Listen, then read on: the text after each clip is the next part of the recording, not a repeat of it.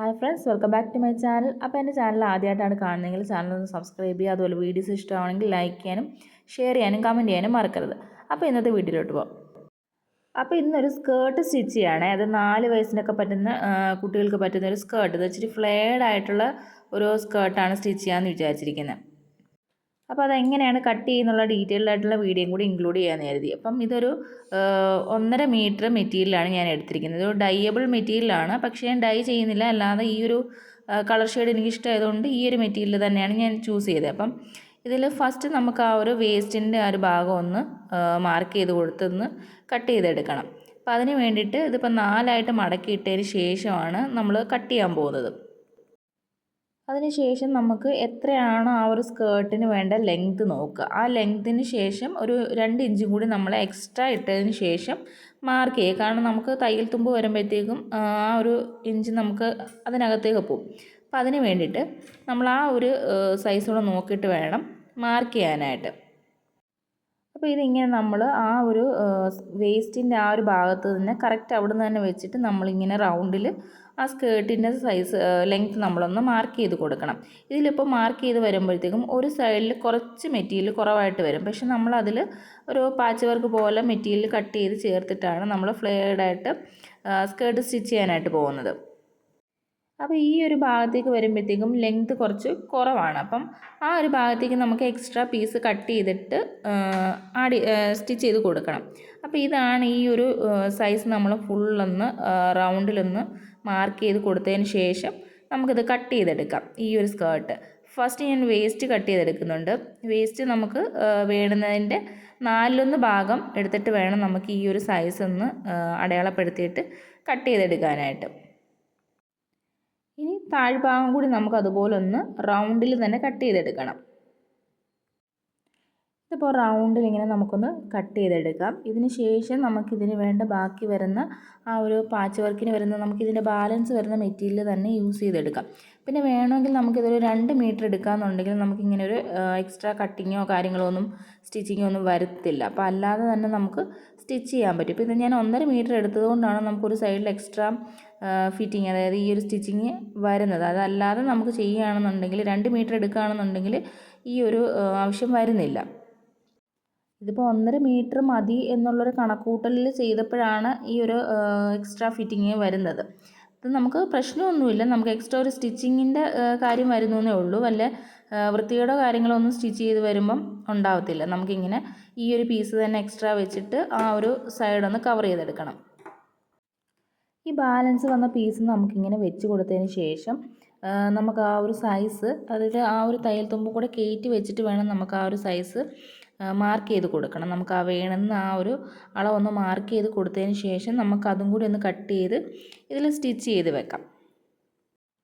സ്കേർട്ടിന് വേണ്ടുന്ന ആ ഒരു പീസ് കട്ട് ചെയ്തെടുത്തതിന് ശേഷം നമുക്ക് സ്കേർട്ടിൻ്റെ വേസ്റ്റിന് കൂടി നമുക്കൊരു മെറ്റീരിയൽ, ഈ ഒരു ബാലൻസ് വരുന്ന മെറ്റീരിയലിൽ നിന്ന് തന്നെ കട്ട് ചെയ്തെടുക്കാൻ പറ്റും. ഇതിപ്പോൾ കറക്റ്റ് എനിക്ക് ഈ ഒരു മെറ്റീരിയൽ കംപ്ലീറ്റ് ആയിട്ട് യൂസ് ചെയ്യാൻ പറ്റിയ 1.5 മീറ്റർ എടുത്തത് കറക്റ്റ് ലെങ്തിനും പിന്നെ വേസ്റ്റിനും എല്ലാം ആയിട്ട് കറക്റ്റ് അത് തികഞ്ഞു എന്ന് വേണം പറയാം. 2 മീറ്റർ എടുക്കുന്നതായിരിക്കും കുറച്ചുകൂടെ ബെറ്റർ. നമുക്ക് ഇത്ര പറ്റയായിട്ട് മെറ്റീരിയൽ നിൽക്കത്തില്ല. ഇതിപ്പോൾ ഏകദേശം സ്കേർട്ടിനുള്ള മെറ്റീരിയൽ എല്ലാം കട്ട് ചെയ്ത് കഴിഞ്ഞിട്ടുണ്ട്. ഇനി നമുക്കൊരു ടോപ്പിനുള്ളതാണ് കട്ട് ചെയ്യേണ്ടത്. അപ്പം ഇത് ഞാൻ നേരത്തെ സ്റ്റിച്ച് ചെയ്ത ആ ഒരു സെയിം ടോപ്പിൻ്റെ തന്നെ സൈസ് വെച്ചിട്ടാണ് സ്റ്റിച്ച് ചെയ്യാൻ ഉദ്ദേശിക്കുന്നത്. അപ്പം ഇതൊരു മെറ്റീരിയൽ ഒരു റെഡ്, നല്ലൊരു ബ്രൈറ്റ് ആയിട്ടുള്ള റെഡ് കളർ മെറ്റീരിയലാണ്. കുറച്ച് വർക്കൊക്കെ വെച്ചാൽ ഗോൾഡൻ കളർ വർക്കൊക്കെ വരുന്നൊരു മെറ്റീരിയലാണ്. അപ്പോൾ ഇത് വെച്ചിട്ട് നേരെ നമുക്കിതിൻ്റെ അളവും കാര്യങ്ങളൊക്കെ ഒന്ന് മാർക്ക് ചെയ്ത് കൊടുക്കാം. നെക്കും അതുപോലെ കൈക്കുഴി അങ്ങനെയുള്ള കാര്യങ്ങളെല്ലാം ഒന്ന് മാർക്ക് ചെയ്ത് കൊടുത്തിട്ട് നമുക്ക് പെട്ടെന്ന് തന്നെ ഇത് കട്ട് ചെയ്തെടുക്കാവുന്നേ ഉള്ളൂ. അപ്പോൾ ഇതെല്ലാം ഒന്ന് മാർക്ക് ചെയ്തെടുക്കാം. അപ്പോൾ ഈ ഒരു മെറ്റീരിയലിനകത്തുള്ളൊരു ഗുണമെന്ന് പറഞ്ഞാൽ ഇതൊരു പഴയ മെറ്റീരിയലാണ്. അപ്പോൾ ഇതിനകത്ത് ലൈനിങ് മെറ്റീരിയലും കൂടെ അറ്റാച്ച് ചെയ്ത് വരുന്ന രീതിയിലാണ് ഇരിക്കുന്നത്. അപ്പോൾ ഈ ഒരു ടോപ്പിനുള്ള ലൈനിങ് മെറ്റീരിയൽ നമുക്ക് എക്സ്ട്രാ നമുക്കൊന്ന് കട്ട് ചെയ്തെടുക്കേണ്ടത്. ഇതിൻ്റെ കൂടെ തന്നെ കട്ട് ചെയ്തെടുക്കുക. അപ്പോൾ ഇത് ഒരു സൈസ് മാത്രം, അതായത് ഒരു സൈഡ് മാത്രമാണ് നമ്മൾ കട്ട് ചെയ്തെടുക്കുന്നത്. ഈ ഒരു പീസ് വെച്ചിട്ട് നമുക്ക് അടുത്ത സൈഡും കൂടെ ഒന്ന് കട്ട് ചെയ്തെടുക്കാം. അതുകൊണ്ട് ഞാൻ നെക്ക് കട്ട് ചെയ്യുന്നില്ല ഇപ്പോഴേ. അപ്പോൾ അടുത്തൊരു സൈഡും കൂടെ നമുക്കിത് വെച്ചിട്ടൊന്ന് കട്ട് ചെയ്തെടുത്തതിന് ശേഷം നെക്കും കൂടെ ഒന്ന് കട്ട് ചെയ്തെടുക്കാം. ഇതിപ്പോൾ നമ്മൾ നെക്സ്റ്റ് സൈഡും കൂടെ ഒന്ന് കട്ട് ചെയ്തെടുത്തിട്ടുണ്ട്. ഇതിനകത്ത് നമുക്ക് നെക്ക് കട്ട് ചെയ്തെടുക്കാം. അപ്പോൾ ബാക്ക് നെക്ക് കട്ട് ചെയ്തതിന് ശേഷം ആ ഒരു പീസ് മാറ്റി വെച്ചിട്ട് നമുക്ക് ഫ്രണ്ട് നെക്കും കൂടെ ഒന്ന് കട്ട് ചെയ്തെടുക്കണം. അപ്പോൾ ഫുള്ളൊന്ന് കട്ട് ചെയ്തെടുത്തിട്ടുണ്ട്. പിന്നെ ഞാനിതിൽ സ്ലീവ് കട്ട് ചെയ്യുന്ന വീഡിയോ എടുത്തിട്ടില്ലായിരുന്നു. അപ്പോൾ നേരെ നമുക്ക് സ്റ്റിച്ച് ചെയ്യാം. അപ്പോൾ ആ ഒരു പാച്ച് വർക്ക് വരുന്ന മെറ്റീരിയൽ ഞാനിങ്ങനെ രണ്ടായിട്ടൊന്ന് 2 പീസ് ഒരുമിച്ചൊന്ന് ആക്കിയതിന് ശേഷം അതിന് പുറത്തും കൂടി ഒന്ന് അടിച്ചു കൊടുക്കുന്നുണ്ട്. ആ ഒരു തെള്ളൽ വന്നിരിക്കാതിരിക്കാൻ വേണ്ടിയിട്ട്. അതിന് ശേഷമാണ് നമ്മൾ ആ മറ്റേ സ്കേർട്ടിൻ്റെ മെറ്റീരിയലിലോട്ട് അറ്റാച്ച് ചെയ്ത് കൊടുക്കുന്നത്.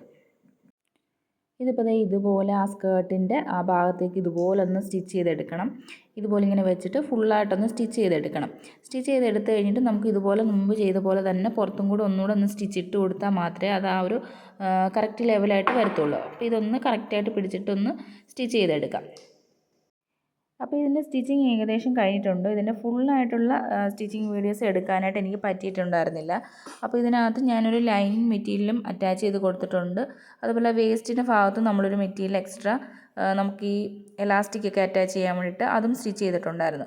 പിന്നെ ഇതിൻ്റെ ഏറ്റവും താഴെയായിട്ട് നമ്മൾ ചെറുതായിട്ടൊന്ന് മടക്കി അടിച്ച് കൊടുക്കുന്നുണ്ട്. അപ്പം നമുക്ക് എളുപ്പത്തിന് ചെയ്യാൻ പറ്റുന്ന ഫൂട്ട് ഉണ്ട്. പക്ഷേ അത് എൻ്റെ കയ്യിലിപ്പോൾ ഇല്ലാത്തത് കൊണ്ട് ഞാനിങ്ങനെ ഓരോന്ന് ചെറുതായിട്ട് മടക്കി വെച്ച് കൊടുത്തിട്ടാണ് ഇത് ഫുള്ളായിട്ട് കംപ്ലീറ്റ് ചെയ്ത് എടുത്തിട്ടുള്ളത്. അപ്പോൾ ആ ഒരു ഫൂട്ട് ഉണ്ടെന്നുണ്ടെങ്കിൽ നമുക്ക് കുറച്ചുകൂടി എളുപ്പത്തിന് ഇങ്ങനെ എന്താ പറയുക ഒരു നല്ല രീതിയിൽ തന്നെ സ്റ്റിച്ച് ചെയ്ത് കിട്ടും. ഇതിപ്പോൾ ഇങ്ങനെ ഒരു റൗണ്ട് ആയതുകൊണ്ട് സ്റ്റിച്ച് ചെയ്തെടുക്കാൻ കുറച്ച് ബുദ്ധിമുട്ടുണ്ട് ഈ ഒരു നോർമൽ ഫൂട്ടിൽ. അപ്പോൾ ഇതിൻ്റെ വേസ്റ്റ് ഭാഗത്ത് ഇതുപോലെ വേണ്ട ഞാനൊരു മെറ്റീരിയൽ മടക്കി അടിച്ച് കൊടുത്തിട്ടുണ്ട്. ഇതിലേക്ക് നമുക്ക് വേണമെങ്കിൽ എലാസ്റ്റിക് ഇട്ട് കൊടുക്കാം.